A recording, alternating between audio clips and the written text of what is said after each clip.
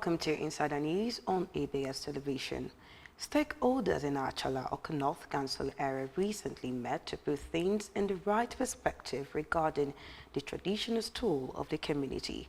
Justice Onyemobi covered the event and our reports. Can a community progress amidst chaos and crisis? Can there be peace when peace is disturbed? Such were the questions on the lips of people of Achala as they hold stakeholders meeting to debunk the rumor from few individuals that Igwe Nwokedi is no longer the custodian of culture of Achala. During the meeting at the compound of Achala in Umogbe, Ifita Achala, Ndi Nzenozo, Ndi Oba, and Ndi Aro, alongside other stakeholders, unanimously proved that Achala has no other traditional ruler except Igwe Nwokedi, in whom they are well pleased. Among the stakeholders, often referred to as decision makers, are a former treasurer of the community during the time of Igwe Alex Nwokedi, Chief John Ekwozo from Duonwakpa royal family, Chief Edwin Obieze from Duchiozo royal family, and Chief Emmanuel Udedibia.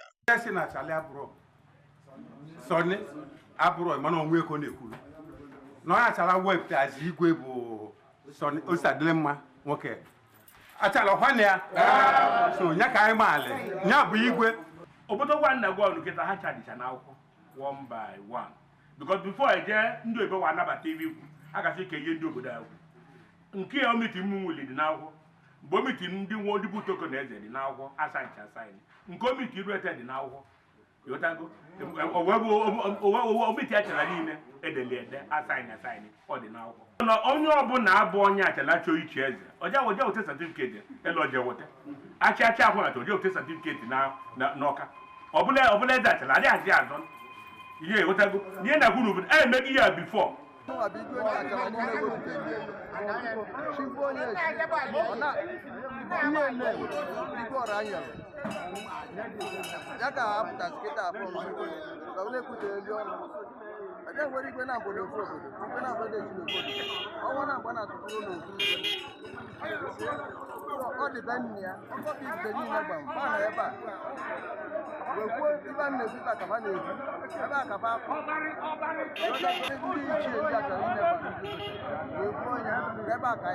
Others who stood their grounds in support of Igwe Ostadimma were Chief Emmanuel Okechi from Umogbe royal family and Chief Nnamekwe Dibuo.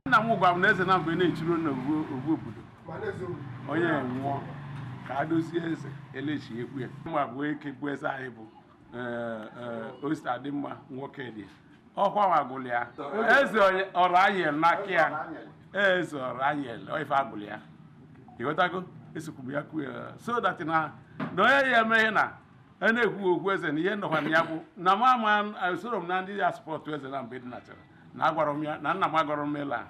According to the secretary, Achala Igwe in council, all the allegations leveled against Igwe Nwokedi are unfounded. What they are doing is mere excuse to justify what they are trying to do.